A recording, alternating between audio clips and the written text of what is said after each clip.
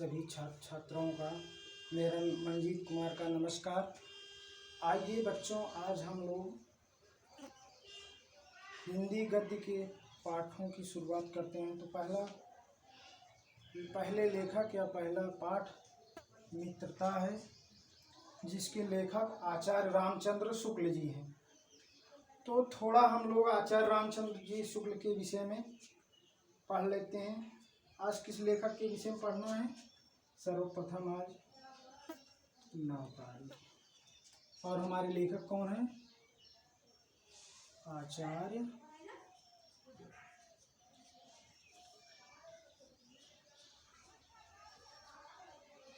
रामचंद्र शुक्ल। आचार्य रामचंद्र जी शुक्ल। तो इनके विषय में कुछ मुख्य बातें देख लेते हैं। इनके जन्म, जीवन वृत्तांत के विषय में, रचनाएं और इनका क्या गद्य साहित्य में योगदान है, इसके विषय में थोड़ा जानते हैं। इनका जन्म सन, मोटी बातें हम दिखा देते हैं, बाकी हम पढ़ के बता देंगे। ठीक है बच्चों। जन्म 1884 ईस्वी। 1884 ईस्वी।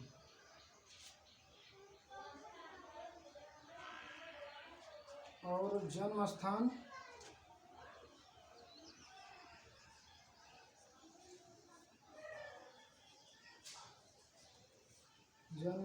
अगोना।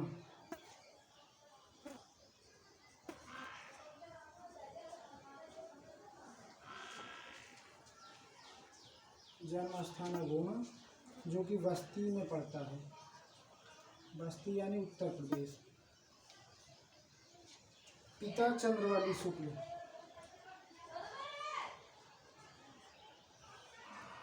पिता चंद्रवली शुक्ल। प्राकृतिक व्यवधान कारण मैं इस वीडियो को रोक रहा हूँ थोड़ी देर के लिए।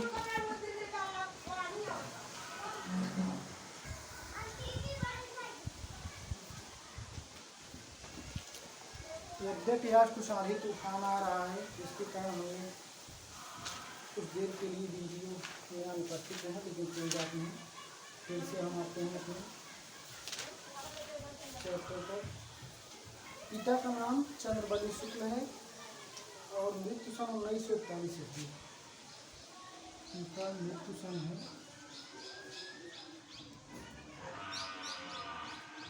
1941 यानी कि 84 16 40 और 50 57 साल जिए थे। 57 41।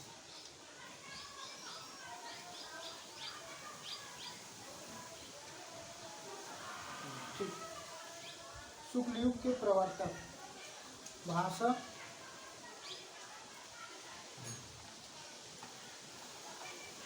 खड़ी बोली।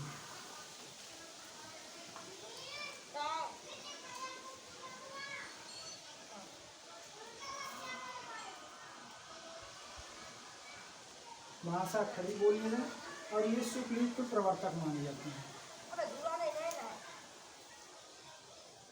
शुक्ल युग के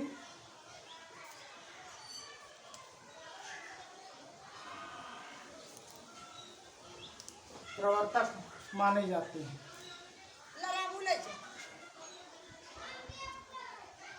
इस प्रकार से इनके मुख्य जीवन के विषय में कुछ हो गया। तो हम थोड़ा सा विस्तार से पढ़ते हैं।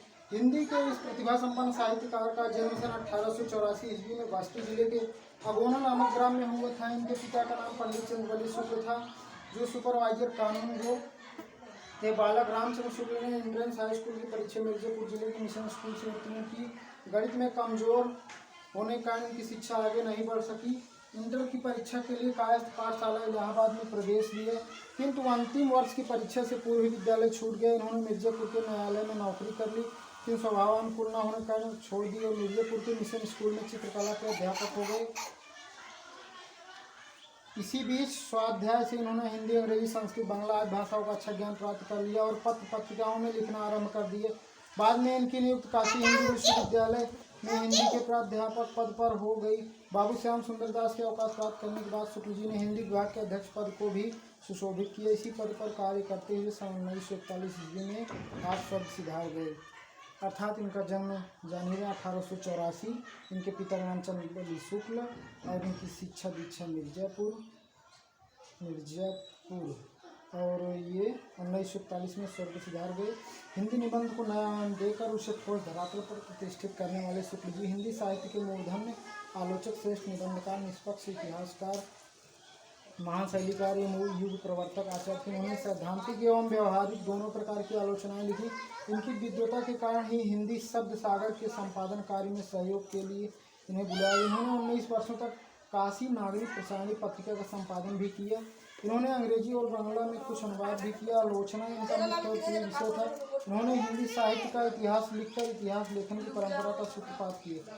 शुक्ल जी एक उच्च कोटि के निबंधकार, इन्हें युग प्रवर्तक, आलोचक भी रहे। इनकी कितनी इस प्रकार निबंध संग्रह चिंतामणि भाग 1, भाग 2, विचार वीथी, इतिहास, हिंदी साहित्य का इतिहास, आलोचना, सूरदास, रसमीमांसा, त्रिवेणी इनके आलोचनात्मक ग्रंथ हैं। संपादन जयसी ग्रंथावली, तुलसी ग्रंथावली, भ्रमर गीत सार, हिंदी सत्सागर, काशी नागरिक प्रसारणी पत्रिका, आनंद कादम्बरी, अन्य इनके जो कुछ हैं। तो हम आते हैं इनके पाठ मित्रता के विषय में। मित्रता वैसे शब्द ही बहुत अच्छा है, क्योंकि जीवन में हमारे मित्र से बड़ा, जैसे यदि मित्र ना हो तो सूना लगता है, यदि पैसा ना हो तो उससे भी सूना लगता है, पुत्र ना हो तो पूरा संसार सूना लगता है। ऐसे ऐसे सूने होने के चारुदत्तम नामक ग्रंथ में कुछ दिया गया है, जो इस प्रकार से है। जब कोई युवा पुरुष अपने घर से बाहर निकलकर बाहरी संसार में अपनी स्थिति जमाता है, तब पहली कठिनता उसे मित्र चुनने में पड़ती है। अर्थात जब हम युवा होते हैं तो जैसे जैसे मतलब बचपना, किशोर, बाल्यावस्था से धीरे धीरे किशोरावस्था की ओर आते हैं, तो हमें बाहर मित्र को चुनने की हमारी मतलब एक अवस्था आ जाती है। यदि उसकी स्थिति बिल्कुल एकांत और निराली नहीं रहती तो उसकी जान पहचान के लोग धड़ाधड़ बढ़ते जाते हैं और थोड़े दिनों में कुछ लोगों से उसका हिल मेल हो जाता है। यदि वह ज़्यादा शांत स्वभाव का नहीं है तो उसके बहुत सारे यार दोस्त, मित्रता मतलब कई लोगों से हो जाती है। यही हेल मेल बढ़ते बढ़ते मित्रता के रूप में परिणत हो जाता है। मित्रों की चुनाव की उपयुक्तता पर उसके जीवन की सफलता निर्भर हो जाती है, क्योंकि संगति का गुप्त प्रभाव हमारे आचरण पर बड़ा भारी पड़ता है। संगति और माहौल का जीवन पर बहुत ही असर पड़ता है। हम लोग ऐसे समय में समाज में प्रवेश करके अपना कार्य आरंभ करते हैं।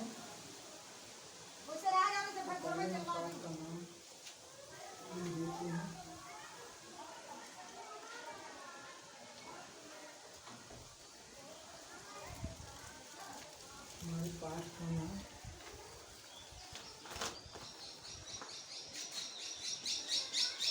मित्रता है।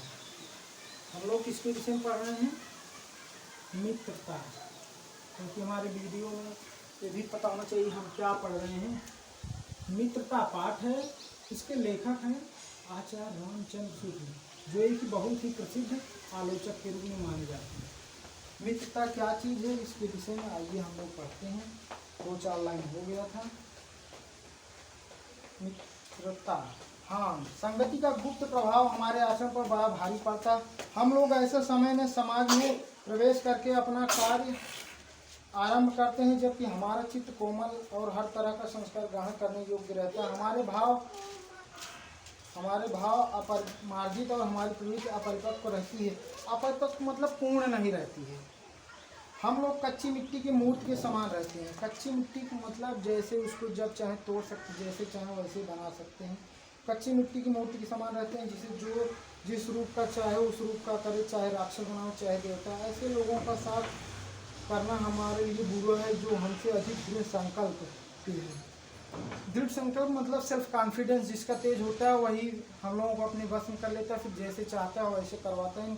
कभी लेखक का कहना यही है कि जिसका दृढ़ संकल्प तगड़ा हो उसके दबाव में काम नहीं करना चाहिए, नहीं तो सुखी कभी नहीं रह पाएंगे। क्योंकि हमें उनकी हर एक बात बिना विरोध के मान लेनी पड़ती है। पर ऐसे लोगों का साथ करना और बुरा है जो हमारी ही बात के ऊपर रखते हैं, हमारी ही बात को ऊपर रखते हैं। पर ऐसे लोगों का साथ करना और बुरा है जो हमारी ही बात को ऊपर रखते हैं, क्योंकि ऐसी दशा में ना तो हमारे ऊपर कोई दबाव रहता है, ना हमारे लिए कोई सहारा रहता है। दोनों अवस्थाओं में जिस बात का भय रहता है उसका पता युवा पुरुषों को प्रायः बहुत कम रहता है। विवेक से काम लिया जाए तो यह भय नहीं रहता, पर युवा पुरुष प्रायः विवेक से काम कम काम लेते हैं। कैसे आश्चर्य की बात है कि लोग एक घोड़ा लेते हैं तो उसके गुण दोष कितना परख कर लेते हैं, पर किसी मित्र को बनाने में उसके पूर्व आचरण और प्रकृति आदि का कुछ भी विचार और अनुसंधान नहीं करते हैं। वह उसमें सब बातें अच्छी ही अच्छी मानकर अपना पूर्व विश्वास जमा देते हैं। हंसमुख चेहरा, बातचीत का ढंग, थोड़ी चतुराई या साहस, यही दो चार बातें किसी में देखकर लोग चटपट अपना बना लेते हैं। हम लोग यह नहीं सोचते कि मैत्री का उद्देश्य क्या है तथा जीवन के व्यवहार में उसका कुछ मूल्य भी है। यह बात हमें नहीं सोचती कि यह एक ऐसा साधन है जिससे आत्म शिक्षा का कार्य बहुत सुगम हो जाता है। एक प्राचीन विद्वान का वचन है, विश्वास पात्र मित्र से बड़ी भारी रक्षा रहती है। जिसे ऐसा मित्र मिल जाए उसे समझाना चाहिए कि खजाना मिले। विश्वास पात्र मित्र जीवन की एक औषधि है। क्या है विश्वास पात्र? जो विश्वास के लायक होते, जो विश्वास पात्र मित्र होता है, वास्तव में वह औषधि के समान होता है। हर परिस्थितियों में वह हमारा साथ देता है।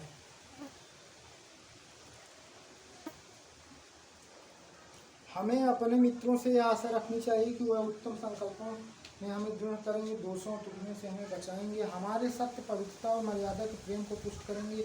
जब हम कुमार्ग पर पैर रखेंगे तब वह हमें सचेत करेंगे, जब हम हतोत्साहित होंगे तब वह हमें उत्साहित करेंगे। सारांश यह है कि वह हमारे उत्तमता पूर्वक जीवन निर्वाह करने में हर तरह से सहायता देंगे। सच्ची मित्रता में उत्तम से उत्तम वैद्य किसी निपुणता और परख होती है, अच्छी से अच्छी माता का धैर्य और कोमलता होती है। ऐसी ही मित्रता करने का प्रयत्न पुरुष को करना चाहिए। तो एक अच्छी मित्रता, अच्छे मित्र के विषय में इतनी देर तक बताया गया। हमें किस प्रकार से मित्र बनाना चाहिए, कैसे मित्र रखना चाहिए, हमारे जीवन में किस प्रकार से, किस टाइप के कैसे मित्र सहायक होते हैं। तो वास्तव में ये बहुत बड़ा पार्ट है हम लोगों के। कोई भी होता है वो अकेले नहीं रह सकता, उसका पूरा जीवन बिना मित्रों के सोना सा लगता है। इसलिए मित्रों का होना जरूरी है, उनमें भी सन्मित्र, सच्चे मित्र, सन्मित्र, विश्वासपात्र मित्रों का रहना अति आवश्यक। छात्रावास में तो मित्रता की धूम सवार रहती है। मित्रता हृदय से उमड़ पड़ती है। पीछे के जो स्नेह बंधन होते हैं उसमें न तो उतनी उमंग रहती है, न उतनी खिन्नता। बाल मैत्री में जो मग्न करने वाला आनंद होता है, जो हृदय को वेधने वाली ईर्ष्या और खिन्नता होती है, वह और कहाँ। कैसी मधुरता और कैसी अनुभूति होती, कैसा अपार विश्वास होता है, हृदय के कैसे कैसे उद्गार निकलते हैं, वर्तमान कैसा आनंद में दिखाई पड़ता है, और भविष्य के संबंध में कैसी लुभाने वाली कल्पनाएं मन में रहती हैं। कितनी जल्दी बातें लगती हैं, कितनी जल्दी मनाना होता है। सहपाठी की मित्रता इस उक्ति में हृदय की कितने भारी उथल पुथल का भाव भरा हुआ है। किंतु जिस प्रकार युवा पुरुष की मित्रता स्कूल के बालक की मित्रता से गुण शांत और गंभीर होती है, उसी प्रकार हमारी युवावस्था के मित्र बाल्यावस्था के मित्रों से कई बातें भिन्न होते हैं। मैं समझता हूँ मित्र चाहते हुए भी बहुत से लोग मित्र के आदर्श की कल्पना मन में करते होंगे, पर इस कल्पित आदर्श से तो हमारा काम जीवन की झंझटों में चलता है। तो आज बस यहीं तक हम पढ़ते हैं। कल कुछ प्रश्न भी करवाएंगे और इस पाठ को पूरा भी कराएंगे। तो बहुत बहुत धन्यवाद मित्रों, सभी को मेरा नमस्कार।